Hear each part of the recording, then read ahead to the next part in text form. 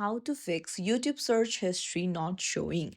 Hey everyone, welcome back to the channel. If you are new here, don't forget to hit the subscribe button and turn on the notification bell to not miss any updates. In today's video, I'm going to show you how you can easily turn on your history on YouTube. So let's dive right in.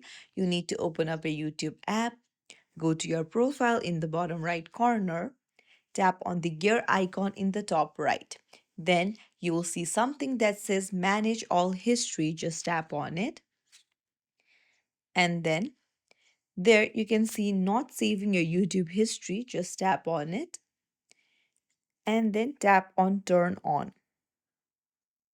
So you can read all of the details and then tap on Turn On.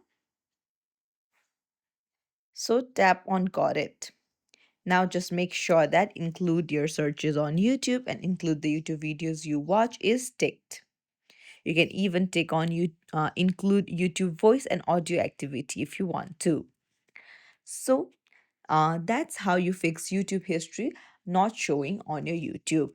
If you found this tutorial helpful, don't forget to hit the thumbs up and subscribe to our channel. Thank you for watching.